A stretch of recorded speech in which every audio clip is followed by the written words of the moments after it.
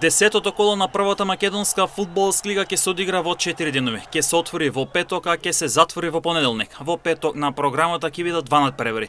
Пашкима на домашен терен има идеална шанса за триумф и 3 бодови против Енерджијата Шкупи, кој пак во Куманово ќе допатува во обид да стигне само до првото сезонско слави да стави прекин на лошата серија резултати.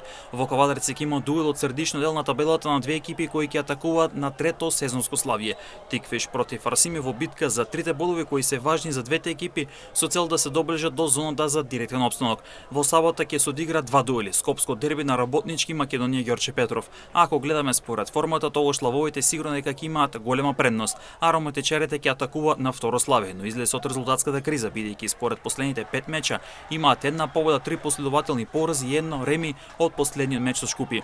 Лидерот и поранешен шампион Струга Тремлум на домашен терен ќе игра против Бреера Струмица. Фаворитската улога е на страната на домаќинот, пак струмичани сакаат однова да одиграат во добро издание и да извлечат бодови од тешкото гостување покрај Охридското езеро.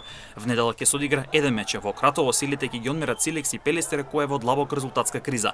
Силекс серијата од 3 порази ја прекина во претходното коло кога го доби Тиквеш на домашен терен, додека пак Пелистер во резултатската криза со 4 порази и едно реми, и тоа резултираше со нова тренерска промена. Па така новиот стратег Милан Стојановски ќе има за цел да го извлече битолскиот прволигаш од резултатската криза, да го врати на победничките патеки во сезоната каде повеќето јасно дека Пелистер ќе атакува на опстанок. Колото ќе се затвори во понеделник со дербито меѓу Шкендија и Вардар, дуел на два конкуренти кои ќе се борат за титулата. Двете екипи досега немаат забележено пораз, имаат идентична форма од 6 победи, 3 ремија и со по 21 бод го делат второто место, односно двете екипи имаат негатива од 2 бодови во однос на лидерот Струга. Влогот од овој меч ќе биде голем, а кој прв ќе загуби ќе дознаеме во понеделник во големото дерби, а традицијата вели дека треба да очекуваме најмалку 2 погодоци.